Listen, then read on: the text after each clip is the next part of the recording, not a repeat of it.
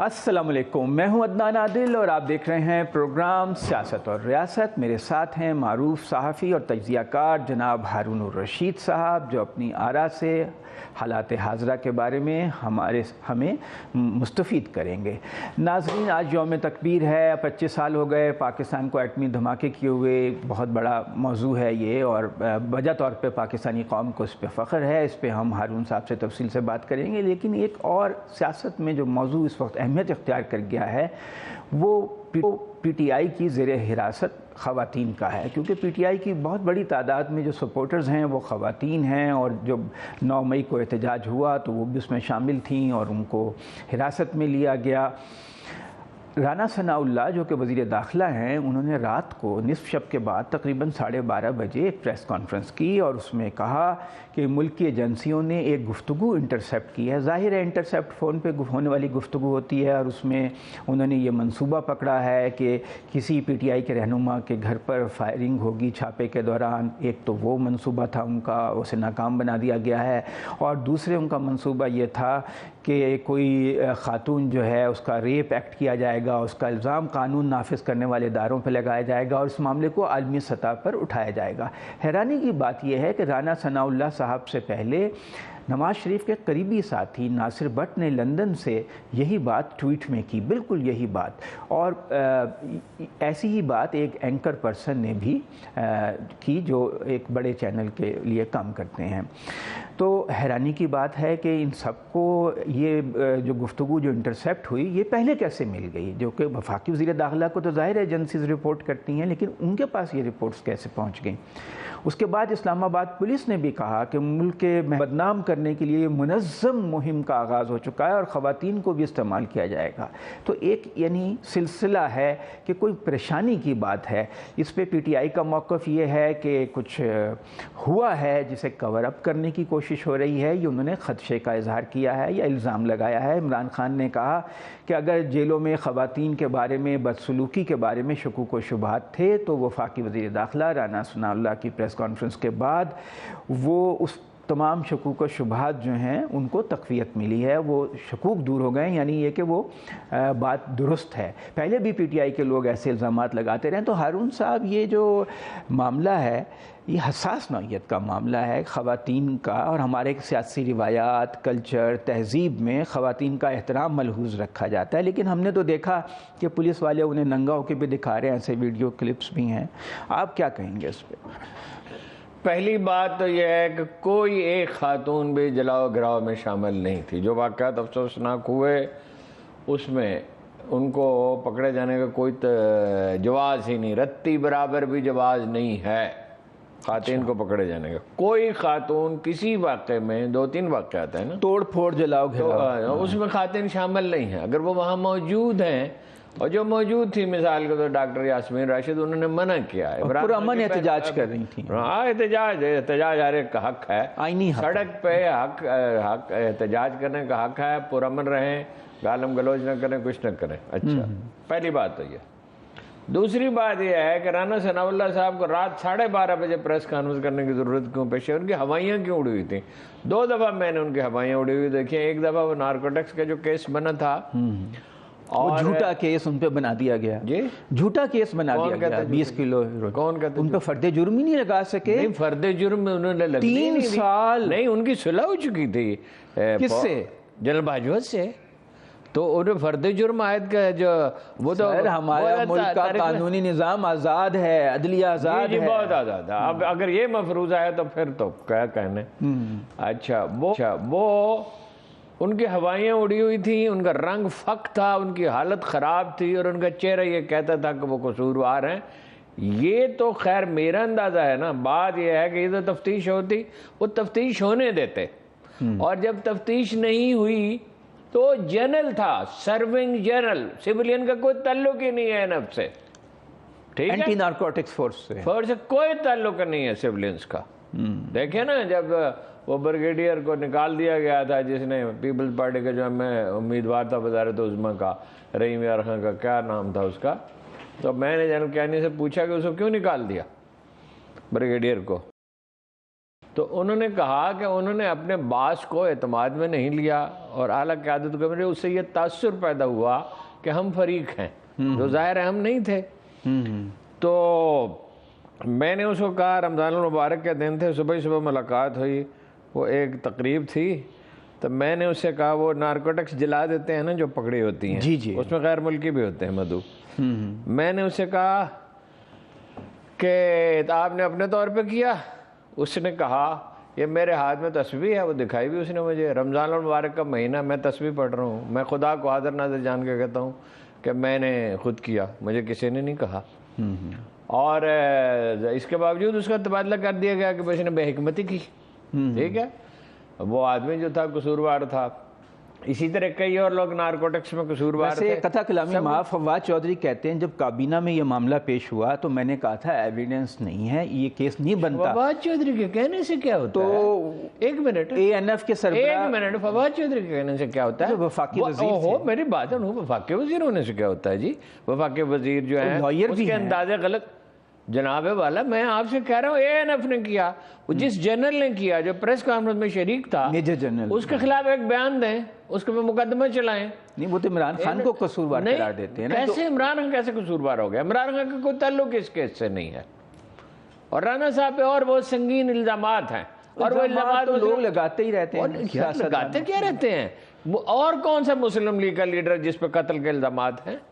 اور کون سا مسلم لیگ کا لیڈر؟ اور وہ شیر علی نے لگائے تھے الزامات، اور شہباز شریف پہ بھی لگایا تھا کہ مجھ سے 16 کروڑ روپے لے کے فلیٹ خریدا ہے لندن میں۔ یوں ہی تھوڑی ہوا میں چیزیں ہوتی ہیں۔ تو یہ اس کا مقدمے کو فیس کرتے ہیں نا، فرد جرم عائد ہی نہیں ہونے دی۔ اس دوران ان کی صلح ہو چکی تھی جنرل باجوہ سے۔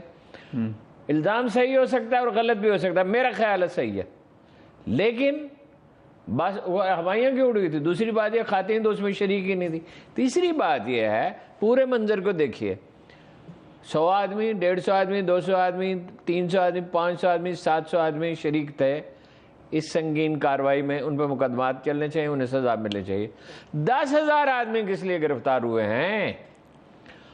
او بھائی پولیٹیکل لیڈر سارے گرفتار، ان سے معافی منگوائی، جو کہا جا رہا ہے پارٹی چھوڑ دیں، ایم پی اے، ایم این اے، امیدوار، متحرک کارکن، اپنا سوشل میڈیا کے لوگ، میڈیا کے 8 آدمیوں کی فہرست ہے، اس میں خاکسار کا نام بھی ہے کہ ان کے خلاف کارروائی کرنی ہے، ٹھیک ہے، کاشف عباسی کا نام بھی ہے۔ بچ کے رہو پھر تسی تے، او بچ اللہ بچانے والا۔ اچھا، بچ کے کیا ڈر کے چوہے بن جائے انسان سے، ٹھیک ہے، وہ تو اللہ بچانے والا ہے۔ اور اگر قسمت میں آزمائش لکھی ہے تو لکھی ہے، ہاں جی۔ آپ بھی تو بڑی تند و تیز گفتگو کرتے ہیں۔ میں تند و تیز نہیں گفتگو کرتا، میں دلیل سے گفتگو کرتا ہوں۔ میرا لہجہ ضرور سخت ہو جاتا ہے بعض اوقات، میں دلیل سے گفتگو کرتا ہوں۔ عمران خان کو کب میں نے معاف کیا؟ جب وہ حکومت میں تھا۔ کس چیز میں معاف کیا تھا عمران خان کو؟ میرا ذاتی دوست بھی تھا، مجھے میسیج بھی بھیجتا تھا، یہی فواد صاحب، یہی بابر، یہ اوسر درانی صاحب میسیج لاتے، وہ ملنا چاہتے ہیں، میں ملنے سے بھی انکار کرتا تھا، تنقید بھی کرتا تھا۔ اب اس الزام کا کیا بنے گا؟ وہ اس الزام پہ عدالتیں کمیشن بنائے نا جی، ساری ویڈیو لیکس، آڈیو لیکس جاری کر رہے ہیں، یہ بھی جاری کریں نا، اگر ساز باز ہوئی ہے آڈیو لیک جاری کریں۔ عدالتی کمیشن میں رانا ثناء اللہ کی گواہی کوئی گواہی نہیں، اس لیے کہ ایک تو خود ان کی کوئی شہرت نہیں ہے، اور دوسری بات یہ ہے کہ وہ خود کے اس طرح کے بہت سے کاموں میں مذہبی انتہا پسندوں سے ان کے تعلقات ہیں، ایوری باڈی نوز دیٹ۔ وہ خود کوئی مذہبی انتہا پسند نہیں ہے، سیاستدانوں کو میل جول رکھنا پڑتا ہے، نہیں رکھنا پڑتا، قطعاً نہیں رکھنا پڑتا، ان کے ہیں تعلقات، ان پہ قتل کے الزامات بھی ہیں، ٹھیک ہے۔ گزارش یہ ہے ان کی گواہی تو ویسے ہی جو آدمی کسی معاملے میں ملوث ہو، میرے مخالف کے خلاف گواہی کی کیا حیثیت ہے؟ وہ امام حسن کی اور وہ جو تھے مشہور گورنر جن کا نام خاطہ ہے حضرت علی کا حکمرانی کے بارے میں، کیا نام؟ مالک اشتر، مالک بن اشتر کی گواہی عدالت نے قبول نہیں کی تھی، ہم رانا ثناء اللہ کی گواہی مان لیں۔ کہا فرمایا ایک آپ کے صاحبزادے ہیں، ایک آپ کے غلام ہیں، ٹھیک ہے، اصول ہے۔ عدالتیں کمیشن بنائیں۔ رانا ثناء اللہ سے پہلے ناصر بٹ کو پتہ چل گیا۔ ناصر بٹ کو کیسے پتہ چلا؟ ناصر بٹ تو خود ایک ایسا آدمی ہے جس پہ سنگین الزامات ہیں، اور وہ اینکر صاحب کون ہیں؟ ان کو کہاں سے پتہ چل گیا؟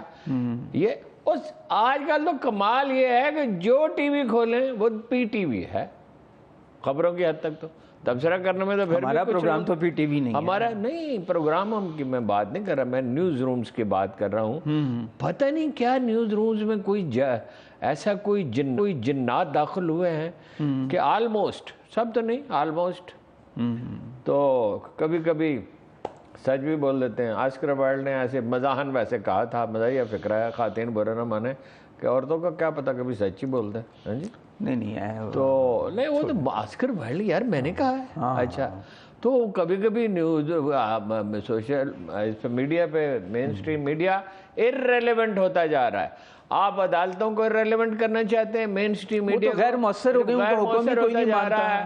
اس کا نتیجہ کیا نکلے گا؟ سپریم کورٹ کا حکم نہیں مانتے, جشن طرب مناؤ گے کوہرام کی طرح. اچھا دوسری بات یہ ہے کہ خواتین کے معاملے میں تو ویسے ہی اگر شرافت کوئی چیز ہے, اگر کسی چیز کا نام نجابت ہے اور حیا کوئی چیز ہے تو خواتین کو تو ویسے ہی چھوڑ دینا چاہیے. ٹھیک ہے جی, پہلی بات ہے آدمی بھی جو بے گناہ پکڑ گئے. اب دوسری بات یہ تکبر, اتنا تکبر. تو اب اس کا حل کیا ہے؟ کمیشن کیسے؟ عدالتی کمیشن وہ کیا کرے؟ عدالتی کمیشن فیکٹ فائنڈنگ کرے گا, اس میں خواتین جج شامل ہوں.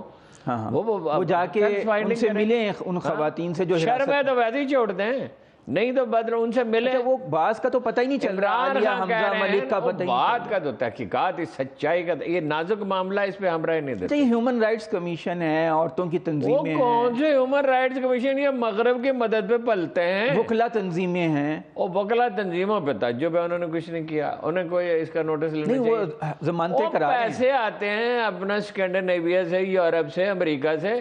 یہ ہیومن رائٹس کی تنظیمیں کیا ہیں؟ وہ امتیاز عالم نے کالم لکھ دیا, اتنا بڑا, پڑھ کے اس کو گھن آتی ہے. حالانکہ وہ پڑھا لکھا آدمی ہے, جانتا ہے چیزوں کو, سمجھتا ہے. لیکن لوگ نا, لبرل لوگ عمران خان کو ناپسند کرتے ہیں. میں ایک آدمی کو ناپسند کرتا ہوں تو پھر اس کے خلاف جھوٹ بولنا شروع کر دوں, نفرت پھیلانا شروع کر دوں, بس میں اس کو ناپسند کرتا ہوں. اس کی ناپسندیدگی میری اپنی ذات تک کرنی چاہیے, وہ سچ بولے. میں صداقت عباسی کو ناپسند کرتا ہوں سخت, لیکن اس کے گھر پہ چھاپا پڑا ہے تو میں کیا کہوں؟ اچھا ہوا ہے؟ میں کہوں گا بہت برا ہوا ہے, اس کے گاؤں والے گھر پہ چھاپا پڑا ہے. ٹھیک ہے, حالانکہ میری ناپسندیدگی ذاتی نہیں ہے, اس کی وجوہات ہے. اس کو اس میں I-8 میں اس کے گھر پہ چھاپا پڑا ہے, اس کے ملازموں کو پکڑ کے لے گئے, تو میں کیا کہوں؟ اچھا کیا؟ میں کہوں گا نہیں, بہت زیادتی ہوئی ہے. ٹھیک ہے, عثمان ڈار کے بھائی کا بھی کوئی حال ہے, عثمان ڈار کے بھائی, عامر ڈار ہیں. اچھا اب دوسرا پہلو پہ آ جائیں. تو کبر اتنا سعد رفیع کہتا ہے, اس سے کون بات کرے گا؟ اس سے کون بات؟ وہ 70% لوگوں کا نمائندہ ہے.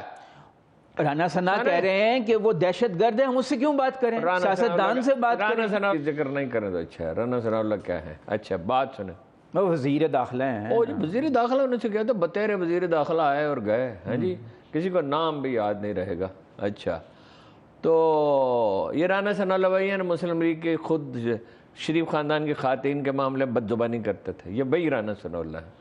وہ تو معافی تلافی ہو گئی, معافی تلافی ہو گئی تھی, اس کی بھی معافی تلافی ایک دن کو کرنی پڑے گی, معافی مانگنی پڑے گی. تو بات یہ ہے. دوسرا ہے پہلو تکبر کا. سعد رفیق صاحب کہتے ہیں فوج سے معافی مانگے عمران خان, قوم سے بھی, قوم سے نواز شریف نہ معافی مانگے جو لوٹ لوٹ کے کھا گیا اس ملک کو. زرداری جس کے بارے میں سعد رفیق کہتے تھے تیرا پیٹ بھرتا ہی نہیں کسی طرح. شہباز شریف کہتے تھے میں لاڑکانہ لاہور اور کراچی کی سڑکوں کو گھسیٹوں گا, وہ نہ معافی مانگے. ویسے اور سعد رفیق یہ بھی کہتے تھے کہ سوئٹزرلینڈ میں پیسے رکھے ہوئے نواز شریف نے. سعد رفیق تو میرے ساتھ عمران خان کے پاس گئے تھے اور اس کی پارٹی میں ان کا عہدہ بھی طے ہو گیا تھا. اسی پہ انہوں نے جا کے بارگیننگ کی لندن میں. اچھا عجیب لوگ ہیں یہ کب کی بات ہے؟ وہ یہ 2000 مشرف دور کی بات ہے, مشرف دور کی. اپنے لیے ٹکٹ لے لیا, اپنے بھائی کے لیے ٹکٹ لے لیا, اپنے بیگم کے لیے ٹکٹ لے لیا, اور بڑی خوشی سے مجھے فون کیا کہ مجھے شاپنگ کرائی ہے بیگم کلثوم نواز نے. وہ اچھی خاتون تھی ویسے, اس معاملے میں اچھی خاتون تھی. اچھا وہ بات جب معاملہ بگڑ جاتا تو ان میں سوجھ بوجھ زیادہ, تحمل زیادہ تھا. کہتے ہیں نواز شریف کی جو کامیابی تھی نا اس میں باپ اور بیوی کا بڑا دخل تھا, اس میں ان کا دخل تھا. ہاں جی, تو مذاکرات نہیں ہوں گے پھر, حکومت تو کہہ رہی ہے مذاکرات. انہوں نے دیکھیے نا 4 دور مذاکرات کے ہوئے. ہاں اور اس میں وہ کہا گیا کہ وہ پیش رفت ہے، پی ٹی آئی والوں نے بھی کہا، انہوں نے بھی کہا، اور جو ایم کیو ایم کی خواتین تھی، انہوں نے خاتون رکن تھی، انہوں نے بھی کہا کہ بڑے مثبت خوشگوار ماحول میں ہوئے۔ اچانک ایک دن امین اللہ گنڈاپور کو پکڑ لیا، اگلے دن ایک وقت بند گاڑی تھی، کیا تھا وہ، اس کا دروازہ توڑا چودھری پرویز الہی کا، اس نے سارا ٹھپ کر دیا۔ حالانکہ پرویز الہی تو مذاکرات کے ہم ہی تھے، تو یہ جان بوجھ کے کیا گیا تھا کہ سیبوٹاج کرنے کے لیے، سیبوٹاج کیا۔ اچھا اب اتنا تکبر ہے، اتنا تکبر ہے۔ وہ غالب کا کیا شعر ہے، ہر ایک بات پہ کہتے ہو تم کہ تو کیا ہے، تم ہی کہو یہ انداز گفتگو۔ ویسے یہ خواجہ سعد رفیق کو معلوم ہونا چاہیے تکبر اللہ کی چادر ہے، اسے معلوم ہونا چاہیے تکبر کا انجام بہت برا ہوتا ہے، اوندھے منہ گرتا ہے تکبر۔ ٹھیک ہے، آپ کی تعداد بھی کم ہے، آپ کے ووٹر بھی نہیں ہیں، لوگ آپ کو پسند بھی نہیں کرتے، آپ نے مہنگائی مسلط کیا، پارٹی ٹوٹ پھوٹ گئی، اب تو میدان خالی ہے ان کے لیے، ان کی اپنی پارٹی بھی ٹوٹ پھوٹ رہی ہے۔ شاہد خاقان عباسی کہاں ہیں، مفتہ کہہ رہے ہیں شاید پارٹی چھوڑ دیں گے، میں بھی چھوڑ دوں گا۔ پیپلز پارٹی بھی ٹوٹ پھوٹ رہی ہے، وہ کہاں ہیں، اپنے اعتزاز حسین کیا کہہ رہے ہیں، وہ دوسرے وکیل صاحب کھوسا صاحب کیا کہہ رہے ہیں، لطیف کھوسا صاحب، یہ جب پولنگ میں جائیں گے جس دن الیکشن کا اعلان ہوگا، تحریک انصاف کا ووٹر گھر سے ہی نہیں نکلے گا، امیدوار ہی نہیں ہوگا، کون کہتا ہے گھر سے نہیں، فریز، یہ آپ کا خیال ہے؟ عمران خان جیل میں، نظر بند، نااہل، پارٹی تتر بتر، ایک صورت ہے 70% آبادی ملک سے باہر نکال دیں، نہیں وہ گھر بیٹھ جائیں گے نا، نہیں گھر کیسے بیٹھیں گے، ووٹ ہی نہیں ڈالیں گے، وہ تو 70% سب سے زیادہ ووٹ پی ٹی آئی والے ڈالیں گے۔ الیکشن یہ کرائے نا، الیکشن پارٹی کے لیڈر پکڑ لیے، عمران خان کو نظر بند کرنے کا منصوبہ، اس میں گھر میں آلریڈی وہ نظر بندی ہے تقریباً، اب تو تقریباً عملاً نظر بندی ہے، وہ کہتے ہیں انٹرنیٹ بھی بند کر دیں گے، انٹرنیٹ بھی بند کر دیں، الیکشن کرائیں، وہ ووٹ آپ لڑیں گے الیکشن؟ نہیں، مجھے الیکشن لڑنے کی کیا ضرورت ہے، میرا دل کبھی کبھی چاہتا ہے ویسے آپ لڑیں، تجربہ کیا جائے، آپ لڑ سکتے ہیں، اگر میں لڑا تو نواز شریف یا شہباز شریف یا مریم نواز یا حمزہ شہباز کے خلاف لڑوں، اگر میں لڑا، مجھے ویسے دلچسپی نہیں ہے اس سے۔ اچھا، تو اس کے لیے تو بڑے پیسے چاہیے ہوتے ہیں الیکشن لڑنے کے لیے، کیا چاہیے ہوتے ہیں؟ مال چاہیے ہوتا ہے، لوگ کہتے ہیں ہم دیں گے پیسے، اچھا، اور ہم آپ کے کمپین چلائیں گے، اور پھر ہم پروگرام کس کے ساتھ کریں گے؟ نہیں پروگرام نہیں کریں گے، ساڈا کی بنے گا، یہ تو ایک خیال ہے نا، میرا تو جان نہیں ہے اس طرف، لیکن میں لڑا تو شریف خاندان کے خلاف لڑوں گا۔ اچھا، عزائم بلند ہیں، ٹارگٹ بلند ہے آپ کا، عزائم ہمیشہ بلندی رکھنی چاہیے، حالات جیسے بھی ہوں عزائم بلند ہونے چاہیے۔ آپ کو ایک لطیفہ سنا دوں، مرحوم اسد گیلانی صاحب جو ہے نا، وہ اپنا ان سے ان کے صاحبزادے فاروق گیلانی ہمارے دوست تھے، ہم عمر تھے، بدلے جوانی کے دوست تھے، اور بہت اعلیٰ نفیس آدمی، بہت دیانتدار، بہت محنتی، بہت لائق، بہت صاف ستھرے۔ وہ والد صاحب کو نا کاروبار کی طرف راغب کرتا ہے۔ اسد صاحب کا کاروبار جماعت اسلامی کے لیڈر تھے، بڑے مشہور آدمی، نیک آدمی، اور بہت نیک مخلص آدمی، بڑے محنتی، 102 کے بخار میں کام کرتے رہتے تھے، کوئی 60 سال کے عمر میں انہوں نے انگلش میں ایم اے کیا تھا۔ اچھا، تو وہ اپنا ان سے کہتے کاروبار کی طرف رغب کرتے رہتے تھے، کچھ اور لوگ بھی ان کے پیچھے پڑے رہتے تھے، شاہ صاحب کی نیک نامی سے فائدہ اٹھائیں، کاروبار کیا انہوں نے، کاروبار بڑا اچھا صاف ستھرا کاروبار کیا، جیسے آتے ویسے ہی کیا، کوئی بے قاعدگی برداشت ہی نہیں کرتا تھا۔ تو وہ ایک دن ڈرائنگ روم میں بیٹھے ہوئے ان سے کہہ رہے، مجھے فاروق صاحب نے خود بتایا کہ بھائی یہ کریں، فلاں جگہ زمین ہے اتنی سستی، لاہور میں دوسرے اسلام آباد کے نواں میں 5000 روپے کنال زمین، اس کو مختصر کر دیں، اس کو زمین لے، بات بڑی زمین لے ہیں، یہ کرے کاروبار کریں، کالونی بنائیں۔ وہ سنتے رہے، انہوں نے اچانک کہا، فاروق اگر خیالی پلاؤ پکانا ہو تو گھی اور گوشت زیادہ ڈالنا چاہیے، اس لیے اگر میں خواب دیکھوں گا الیکشن لڑنے کا تو شریف خاندان کے خلاف الیکشن لڑوں گا۔ پچھلی دفعہ مجھے لوگوں نے کہا تھا، میں نے کہا لڑوں گا تو نواز شریف یا شہباز شریف، اور کراچی میں ایم کیو ایم کا جو سب سے مضبوط امیدوار ہوگا اس کے خلاف۔ اچھا، کراچی میں بھی؟ کراچی میں کیا ہے؟ کراچی میں کیا ہے؟ اچھا، کراچی تو میں گجرا والا، کراچی تو لاہور تو میرپور تو میرے اسلام آباد اپنے شہر ہیں۔ نہیں، اسلام آباد میں اتنا میرے ذاتی تعلقات گجرا والا میں ہیں، گجرا والے سے میں لڑ سکتا ہوں، پہلوانوں کا شہر ہے، اور گجرا والے سے مریم نواز نے لڑنا، وہاں سے لڑ سکتا ہوں، یہ مجھے پتا ہے۔ کریکٹر اسیسینیشن کریں گے، گالی دیں گے، اس سے پہلے گرفتار کرنے کی کوشش کریں گے، سب کچھ، لیکن اللہ مالک۔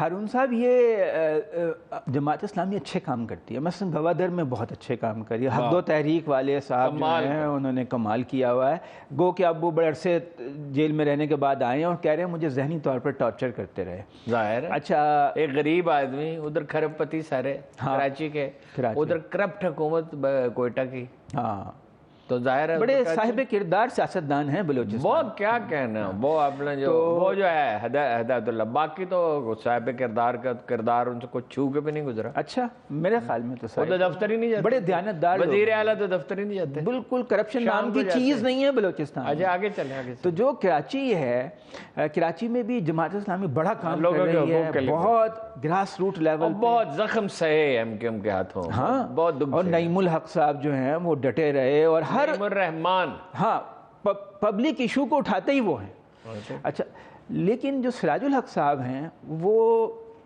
چھکا کبھی ادھر مار دیتے ہیں کبھی ادھر مار دیتے ہیں. سراج الحق صاحب بعض اوقات اتنی کہہ رہے ہیں عمران خان نے اپنی پارٹی پہ خود کش حملہ کیا ہے، اتنی موسیقہ خیز بات کرتے ہیں اور اخلاقی اعتبار سے بھی غلط، حالانکہ شریف آدمی ہیں، سادہ زندگی گزارتے ہیں، نیک آدمی ہیں. تو نیک تو میں نہیں مانتا، لوئر دیر سے میں ایسے آدمی کو نیک تو بالکل نہیں مانتا. نہیں نیک جو جھوٹ سنے اور اس کو پھیلائے. پہلے انہوں نے یہ جھوٹ پھیلایا کہ جی ایک ارب درخت نہیں لگا، بون کلچر اس کو مانتا ہے، بون چیلنج اقوام متحدہ مانتی ہے، دنیا کے سب ہو جاتی ہے نا. غلطی نہیں، وہ زور دے دے کے کہتے تھے 1 لاکھ گندم کی ٹیلیاں ہوں گی، ایک ارب. پھر ان کو بتایا گیا ایک پروگرام میں کہ یہ آپ کے شایان شان نہیں ہے، آپ افسوس.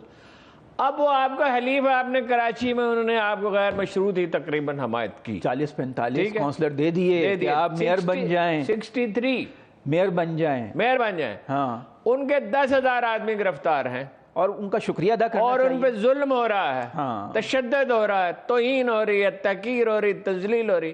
آپ ان پہ زخموں پہ نمک چھڑک رہے ہیں. سراج الحق صاحب کوئی وہ عبداللہ ملک کی گرفتاری کے خلاف 70 میں آغا شورش کشمیری نے اداریہ، حالانکہ وہ لیفٹ کے تھے وہ رائٹ کے، وہ ذاتی طور پہ بھی ایک دوسرے کے خلاف تھے. اچھا اداریہ لکھا، ایک صاحب آئے انہوں نے اعتراض کیا، آغا نے کہا اس وقت وہ تکلیف میں ہے، ناروا گرفتار ہے، میرا اس سے اختلاف ذاتی ہے، اصولی معاملے میں اس کے اور آپ اس کے زخموں پہ نمک چھڑک رہے ہیں. آپ کا تو امکان تھا کل آپ ایک دوسرے کے حلیف بنتے، جیسے ابھی بھی ہے جیسے کہ وہ اپنا ہے ایک پارٹی جو ان کے الائی ہے، کیا پارٹی، مجلس وحدت المسلمین ان کے الائی ہے، اور انہوں نے ایسی اخلاقی عظمت کا مظاہرہ کیا ہے. انہوں نے نہ ان سے کوئی چیز مانگی، نہ یہ کہا ہمیں ٹکٹ دیں، نہ عمران خان نے ان سے کہا آپ کو کیا چاہیے، انہوں نے کہا ہم آپ سے سودے بازی کرنے کے لیے نہیں آئے ہیں. حامد صاحب ہیں ایک فیصلہ باد. اچھا وہ حامد صاحب وہ بڑے بولڈ ہیں، آج تو کچھ خاموش ہیں. اچھا گرفتاری کے لیے خواتین کے ساتھ گھسیٹا جا رہا ہے، ان کو گندی گالیاں دی جاتی ہیں، اس پہ تحقیقات کی ضرورت. آپ تحریک انصاف کے زخموں، آپ دیکھیں عمران خان کا اس معاملے. اچھا جو اینکر ہیں، اچھا عمران خان، آپ دیکھیں عمران خان کو اسلامی جمعیت طلبہ نے مارا پیٹا پنجاب یونیورسٹی میں، ٹھیک ہے. اس نے کبھی ایک لفظ مولانا مودودی کے بارے میں غیر محتاط نہیں کہ ان کی تقریر ملوز رکھی. اس نے منور حسن صاحب ان کے خلاف بیانات دیتے رہے، ہاں جی، حالانکہ عمران خان محتاط آدمی بالکل نہیں. اس نے منور حسن صاحب کا احترام اتنا ملوز رکھا کہ جواب ہی نہ دیا. ٹھیک ہے. اب سراج الحق صاحب وہی کام کر رہے ہیں. اسلامی جمعیت طلبہ کے، یہ بھی اسلامی جمعیت اسٹوڈنٹ لیڈر ہمیشہ اسٹوڈنٹ لیڈر ہی رہتا ہے. مینٹلی ان میں بہت کم کسی کو میں نے گروہ کرتے دیکھا. نعیم الرحمان نے گروہ کیا. جاوید ہاشمی صاحب بھی، Javed Hashmi student leader he ہے نا آج بھی، لیکن بولڈ ہیں، بولڈ ہوتے ہیں. بولڈ ہونا اور بات ہے، مینٹلی گرو کرنا، لرننگ اصل چیز ہے، میچور ہونا. اچھا سراج الحق صاحب کو یہ بالکل نہیں کرنا چاہیے تھا. بہت رنج ہوا، بہت افسوس ہوا. خوف خدا پاک دلوں سے نکل گیا اور آنکھوں سے شرم سرور کونا مکان گئی. یہ جو مقبولیت کی خواہش ہے نا، مقبول حب جا، یہ اتنا بڑا مرض ہے جس کی کوئی حد ہی نہیں. اسی شعر پہ ہم وقفہ لیتے ہیں، وقفے کے بعد ہم بات چیت جاری رکھیں گے. ناظرین، ہمارے جو قوم اس وقت حکومتی اتحاد ہے PDM، اس کے سربراہ مولانا فضل الرحمان کے بارے میں پہلے اطلاع آئی کہ وہ لندن چلے گئے، لیکن پھر وضاحت آئی کہ نہیں، وہ لندن نہیں گئے ہیں، وہ تھائی لینڈ گئے ہیں۔ تھائی لینڈ جو ہے وہاں پہ کوئی مذہبی معاملات طے کرنے کے لیے گئے ہیں ہارون صاحب؟ کیا وہ شاید کوئی وہاں پہ مذہبی اسکالرز اکٹھے ہو رہے ہوں گے ان کے مکتبہ فکر کے، دیوبند کے؟ تھائی لینڈ میں کون سے مذہبی معاملات ہوتے ہیں؟ ہو سکتا ہے وہاں مسلمانوں کا کوئی ہو، گروپ ہو، اس نے میٹنگ آرگنائز کی، ان کے ترجمان کا کمر میں تکلیف ہے، کمر میں تکلیف ہے، تو اس کا جو علاج ہوتا ہے جس طرح سے ہوتا ہے، اور جو کیا سرائیاں ہو رہی ہیں وہ چونکہ مسلمہ نہیں ہے کیا سرائیاں، لہذا ہم اس پہ تبصرہ نہیں کرتے، وہ جانے ان کا کام جانے، ہمیں کیا، جہاں جی چاہے جائیں۔ علاج پاکستان میں اچھا علاج ہوتا نہیں ہے نا، صفت ہے بھائی، اب وہ ہونے والے صدر ہیں، 2 صوبے میں ان کے وزیر اعلیٰ ہوں گے اگر ان کا منصوبہ کامیاب ہو گیا۔ پہلے بھی جب اس کے صدر تھے چیئرمین کشمیر کمیٹی کے، تو وہ شاہانہ انداز سے دورے کرتے تھے ویانا میں۔ آپ کو پتہ ہے نا کرسٹل کا جو ہے یعنی مرکز کرسٹل کی مصنوعات کا، وہ ویانا ہے، تو آسٹریا کا شہر، جی ویانا مشہور۔ اس میں ایک شیشے کی کرسٹل کی بگی پہ بیٹھ گئے، وہ ٹوٹ گئی۔ وہ تو شکر ہے کہ کوئی معمولی سا ٹوٹ پھوٹ ہوئی تو جس کی تلافی کر دی حکومت پاکستان نے۔ اسی طرح کبھی وہ لفٹ میں سوار ہو رہے تھے تو ان کو جبہ پھنس جاتا تھا اس میں لفٹ میں، کبھی کچھ ہوتا تھا، وہ بڑے ان کے لطیفے جو لوگ ان کے ساتھ جاتے تھے سناتے تھے۔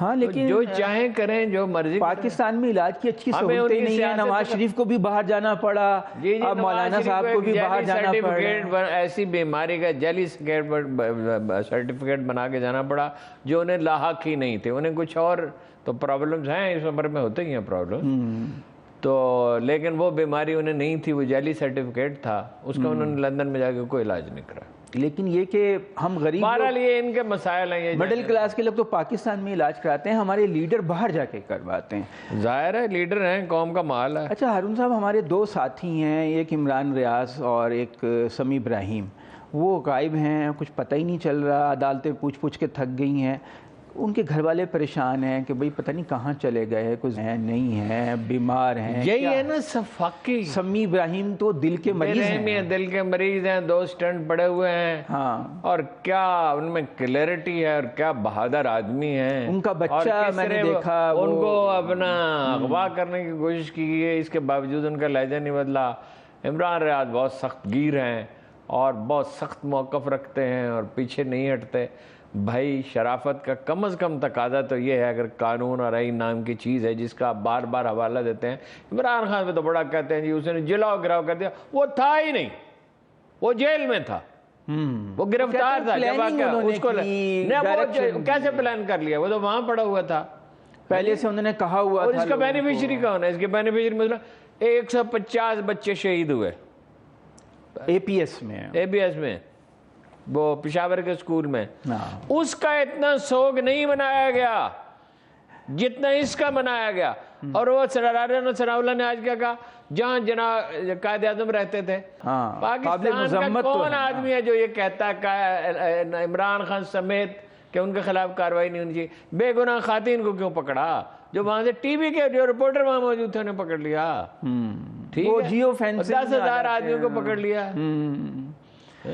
اچھا ہارون صاحب یہ بتائیے، وہ تو انہیں ایک میرا خیال ہے عمران خان کی عورتوں میں سپورٹ بہت زیادہ ہے نا، تو وہ چاہتے ہیں کہ اتنی خوفزدہ ہو جائیں کہ وہ اب باہر نکلیں ہی نہ احتجاج کرنے کے لیے، ان کے جلسوں میں ہی نہ آئیں۔ یہ نہایت معقول بات ہے۔ اچھا یہ بتائیے کہ یوم تکبیر ہے، ایک ذوالقرنین صاحب ہوتے تھے، بارک اللہ خان، آپ کو یاد ہے اسٹوڈنٹ لیڈر؟ آپ تو نہیں مجھے نہیں یاد۔ پاکستان کی تاریخ میں ایسا بہادر، ایسا بے ریا طالب علم لیڈر کبھی پیدا نہیں ہوا، مخلص، غریب پرور، سادہ۔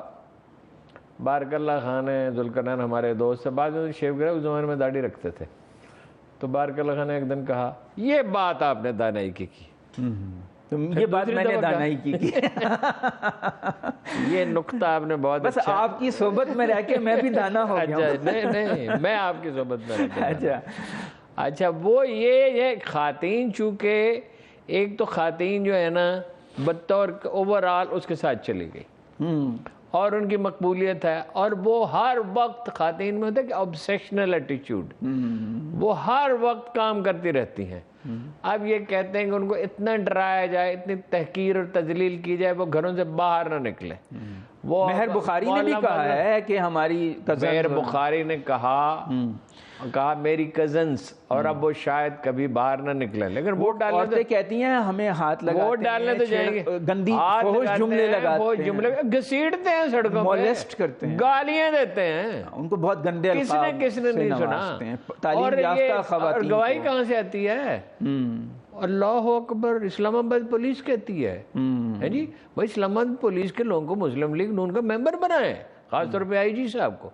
پنجاب کا آئی جی اسی طرح کی باتیں کرتا ہے کہ میک اپ کر کے آ جاتی ہیں۔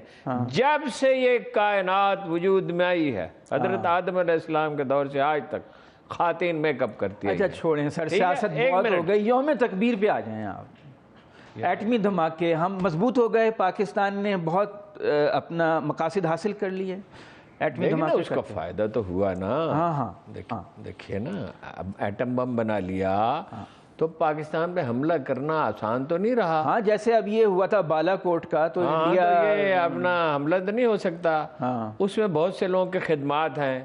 تو بعض اخباروں نے تصویر چھاپی ہے چیف آف آرمی سٹاف کی، جس میں وہ خود بھی خوش نہیں ہوں گے، اور نواز شریف کی۔ نواز یہ اتفاق فاؤنڈری میں بنا تھا ایٹم بم، اتفاق فاؤنڈری میں بنا تھا۔ ایسے تو آج کے بعض اخبارات سے تو ایسا لگتا ہے کہ اتفاق فاؤنڈری میں تیار ہوا تھا، اور ذاتی پیسے نواز شریف صاحب نے خرچ کیے تھے۔ تو بات یہ ہے، اس کی بنیاد رکھی بھٹو نے، لیکن بھٹو کے پاس بہت تھوڑا وقت تھا۔ کہتے ہیں منیر احمد خان نے شروع کیا تھا ایٹمی پروگرام، ایٹم بم نہیں، وہ ایٹمی پروگرام، یہی کہیں سے تو شروع ہوتا ہے نا۔ شروع ہوا بھٹو نے جب کہا 74 میں ہم گھاس کھا کے بنائیں گے، وہاں سے بہت بلڈنگیں بنی، ڈاکٹر قدیر صاحب کو لایا گیا، ابتدائی کام شروع ہوا، کوئی ایٹم بم نہیں بنا بھٹو کے دور میں، لیکن کام تو شروع ہو گیا نا، تو اس کا کریڈٹ ان کو دیا جاتا ہے نا۔ ہنری کسنجر نے کہا تھا پورے مثال پورے اعظم کے ساتھ، اس نے نہیں کہا تھا ہنری کسنجر نے، تاریخ میں اس کا کوئی ثبوت نہیں ملتا۔ اچھا خالد حسن بھی کہتے ہیں کہ یہ نہیں تھا، ایسا یہ نہیں کہا تھا۔ اچھا وہ بات یہ ہے، کام ہوا اور اس پہ ان کا کریڈٹ ہے، اور کسی نے انکار نہیں کیا انہیں یہ کریڈٹ دینے سے، نہ کرنے کا حق ہے کسی کو۔ انہوں نے بات کی لیبیا سے، انہوں نے اور عرب ملکوں سے بات کی، اس کے لیے فنڈز ارینج کیے، اور اس میں سے کچھ فنڈز جو ہیں وہ سوئٹزرلینڈ پہ منتقل کیے، ان کے ذاتی اکاؤنٹ میں گئے، بینک آف انگلینڈ میں بھی گئے، کبھی نہ کبھی تاریخ اس کو آشکار کرے گی۔ بہرحال تو ایٹم بم بنا ضیاء الحق کے دور میں، اس پہ کام تیز ہوا، وہ بنا ہی اس کے دور میں 83 میں، کیونکہ امریکہ کی توجہ افغانستان پہ لگ گئی، اور ضیاء الحق جو ہیں وہ ڈٹے رہے، انہوں نے کہا ان اینی کیس بنے گا۔ کمیٹی تھی، غلام اسحاق خان، AGN قاضی، غلام اسحاق خان نے ایٹمی پروگرام کو اتنا عزیز رکھا جتنا کوئی اپنی اولاد کو عزیز رکھتا ہے۔ وہاں سے مثلا ایمرجنسی میں انہوں نے کہا کچھ پیسے چاہیے، مطلب 10 کروڑ روپے چاہیے، وہ انہوں نے چیک دے کے ہرکارا پہلے بھیجا، بیوروکریسی کو بعد میں کی، ون ونڈو آپریشن تھا، اور وہ اتنی دلچسپی لیتے تھے، وہ جاتے تھے وہاں میٹنگ کرتے تھے، کھانا کھاتے تھے، اور اتنی ان کی یاداشت اچھی تھی، باریک بینی سے اگر سائنسدانوں نے آج ایک بات کہی اور چند ماہ بعد دوسری بات کہی تو انہوں نے کہا نہیں پہلے تو آپ نے کچھ اور ارشاد کیا تھا۔ اچھا میں جن سائنسدانوں سے ملا انہوں نے کہا ہم ان کو والد کی طرح ان کا احترام کرتے تھے، اور وہ اس کو بہت عزیز رکھتے تھے، وہ جب چاہتے ہیں نواز شریف بے نظیر وغیرہ کو تو جانے ہی نہیں دیتے تھے وہاں، فوج اتنی بہت ہے، حالانکہ جانے دینا چاہیے تھا، میرا یہ پوائنٹ نہیں ہے کہ جانے دے۔ اچھا دھماکے میں نواز شریف صاحب سب جانتے ریلیکٹنٹ تھے، ہچکچاہٹ کا شکار شدید، وہ تو اس کی ساری تفصیلات موجود ہیں، ڈاکٹر قدیر کی گواہی موجود ہے۔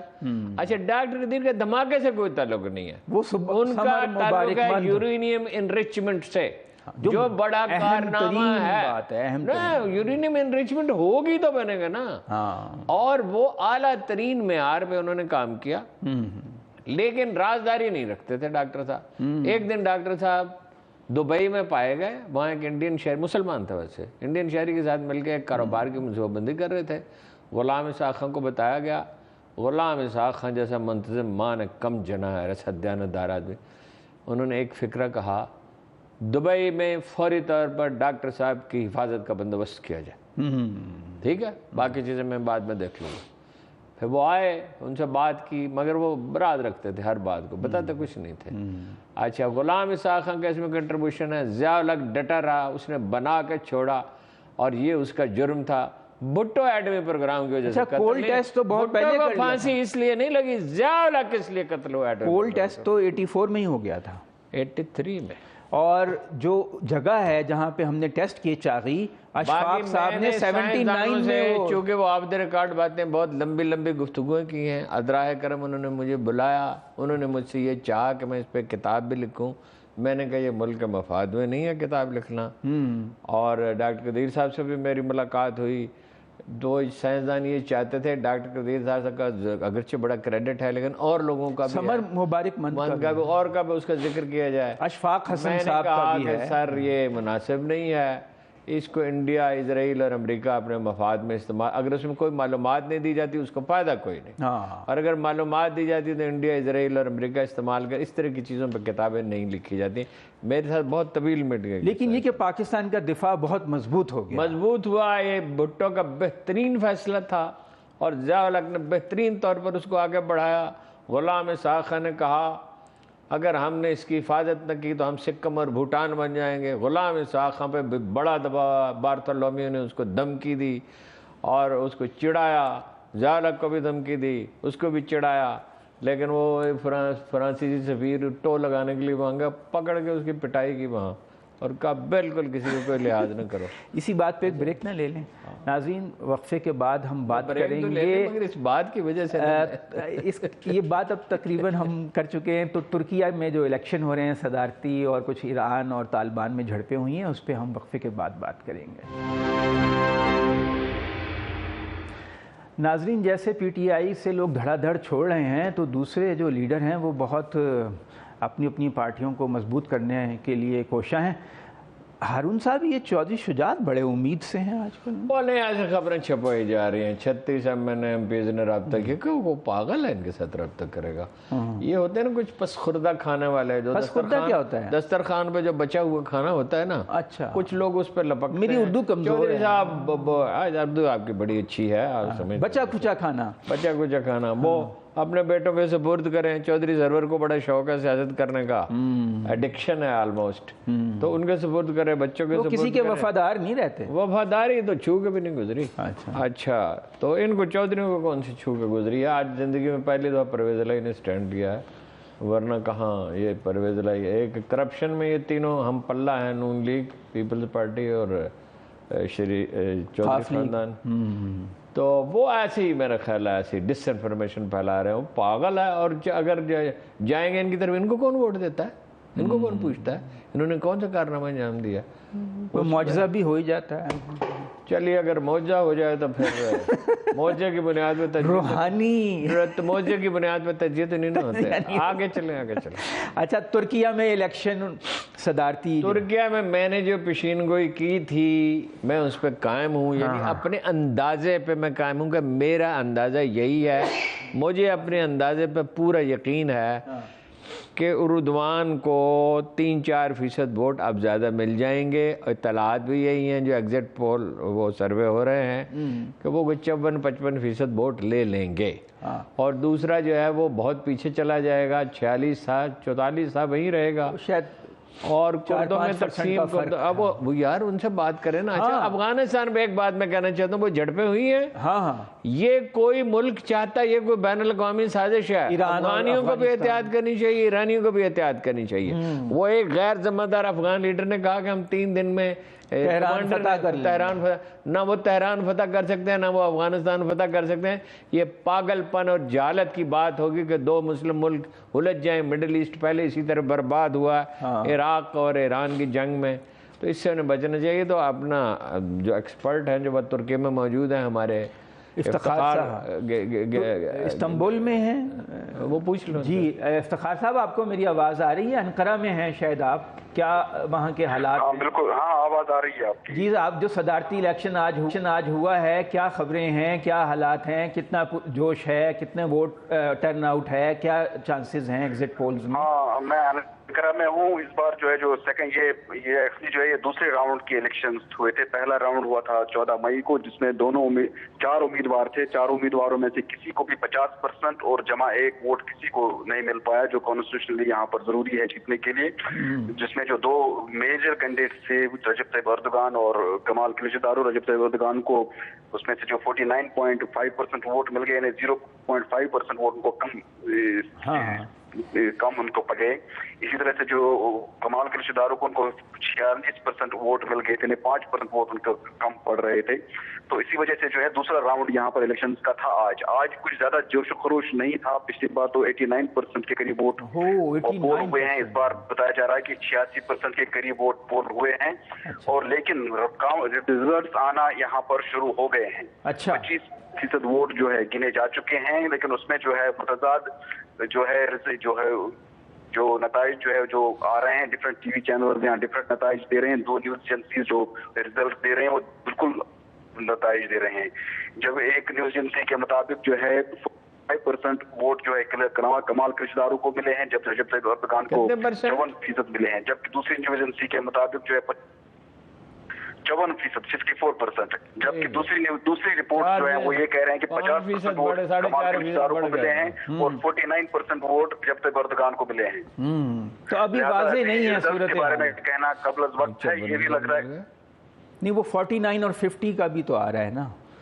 54% نہیں, دوسرا ٹی وی یہ کہہ رہا ہے کہ 49 اور 50. ایک ٹی وی یہ کہہ رہا ہے, دوسرا ٹی وی یہ کہہ رہا ہے. ہاں بالکل. دو اصلی جو دو ذرائع جو ہے اس وقت رزلٹ دے رہے ہیں. ایک انکا نیوز ایجنسی ہے, دوسری انادولو نیوز ایجنسی ہے. انادولو نیوز ایجنسی جو ہے رجب طیب اردوغان کو کافی آگے دکھا رہی ہے, 54% دکھا رہی ہے, جبکہ انکا نیوز ایجنسی جو ہے رجب طیب اردوغان کو 49% دکھا رہی ہے. وہ 1% زیادہ ووٹ کمال کلچدارو کو دکھا رہے ہیں. لہٰذا ابھی ریزلٹس کے بارے میں کہنا قبل از وقت ہوگا. اب اگلے ایک گھنٹے کے دوران یہاں پر جو ہے صورتحال صاف ہو جائے. اچھا, اگر فرض کیجئے کہ اردوغان جیسا کہ پولز کہہ رہے تھے کہ وہ جیت جائیں گے اور پولز میں یہ آ رہا تھا, اگر وہ کامیاب ہو گئے تو اس کی بڑی وجہ کیا ہے؟ بڑے 1-2 پوائنٹ کیا ہوں گے ان کے جیتنے کے؟ سب سے بڑی وجہ جو اردوغان کی کامیابی, کیونکہ جو تمام اوپینین پول یہاں پر کوئی بھی اوپینین پول اردوغان کو ایج نہیں دے رہا تھا. یہاں پر صرف 1 یا 2 اوپینین پول, باقی کوئی اوپینین پول اردوغان کو ایج نہیں دے رہا تھا. صرف ایج اس کو جو حاصل ہوا وہ صرف اس وجہ سے 2-3 وجہوں سے ہوا. ایک تو سب سے بڑی وجہ یہ تھی کہ جو جس طرح سے جو ویسٹ نے کمال کلچدارو کو سپورٹ کیا اور اردوغان کو اپوز کیا, اس سے یہاں پر جو ترک نیشنلزم جو ہے اس کو ابھارا. اور ترک نیشنلزم نے جو ہے بھرپور طریقے سے اردوغان کے پیچھے کھڑا ہو گیا, جس کی وجہ یہ ایک بہت بڑی وجہ تھی. دوسری بڑی وجہ یہ تھی کہ جو اپوزیشن جو ہے یہ دوسرے راؤنڈ میں بالکل کلیورلیس ہو گئی. یہ کبھی ایک طرف جو ہے جو لسٹ پارٹی ہے یہاں پر ظفر پارٹی, ان کے ساتھ انہوں نے ہاتھ ملایا, دوسری طرف سے کردو کے ساتھ بھی ہاتھ ملایا, یعنی 2 کشتیوں میں انہوں نے پاؤں رکھے. وہ اپوزیشن کے لیے سیکنڈ راؤنڈ میں خاصا بھاری پڑ گیا. بہت شکریہ آپ کا. ہمارے پاس وقت کم ہے اور بالکل ختم ہونے جا رہا ہے, ورنہ ہم آپ سے زیادہ تفصیل سے بات کرتے. افتخار صاحب انقرہ سے ہمیں جوائن کیا تھا جنہوں نے, ان کا ہم شکریہ ادا کرتے ہیں. ہارون صاحب وہ یہ کہہ رہے ہیں کہ 2 مختلف سورسز سے مختلف رزلٹ آ رہے ہیں. ایک میں اردوغان پیچھے ہیں 1%, 49%, اور دوسرے 50%. دوسرے میں وہ بہت آگے دکھا رہے ہیں. تو ابھی یہ ہے کہ اتنے کا امکان زیادہ, بہرحال جب تک رزلٹ نہ آ جائے کیا کہا جائے. 1-2 گھنٹے بعد واضح ہوگا. بات یہ ہے ایک اور چیز نے اردوغان کی بہت مدد کی, وہ یہ ہے کہ مغربی میڈیا نے ڈٹ کر اس کی مخالفت, یہی وہ کہہ رہے ہیں, اور اس کے مخالف امیدوار کی حمایت کی. اس سے ترک چونکہ قوم پرست ہیں, کبھی غلام نہیں رہے, اور وہ ایک خواب عظمت ان کا باقی ہے. اور ظاہر معاہدہ لوزان ختم ہو رہا ہے, اور ترکیہ کا ترکیہ ہے, ہم کہتے ہیں ترکی زبان ہے, ترکیہ ملک کا نام ہے, یعنی ترکی والوں کا ملک, ترکی بولنے والوں کا ملک. تو ہارون صاحب اب ٹائم نہیں ہے, ورنہ ہم بہرحال زیادہ ہیں, لیکن رزلٹ آئے گا تو پتہ چلے گا. بھالے یہ عجوبہ ہوگا کہ ایک آدمی 20 سال اقتدار میں رہا, پارلیمانی کو صدارتی نظام میں بدل دیا, اور 20 سال میں بھی لوگ اگر اس سے نہیں اکتائے, حالانکہ معیشت بھی خراب ہے, تو یہ سیاسی تاریخ کا ایک عجیب واقعہ. اور اس سے ناظرین یہ بھی پتہ چلتا ہے کہ جذبہ قوم پرستی جو ہے وہ بعض اوقات اور چیزوں پہ بہت زیادہ غالب آ جاتا ہے. آج کے پروگرام کا وقت ختم ہوا. اگلے ہفتے جمعہ ہفتہ اتوار 8:03 پہ اپنے شو سیاست اور ریاست کے ساتھ دوبارہ حاضر ہوں گے. خدا حافظ.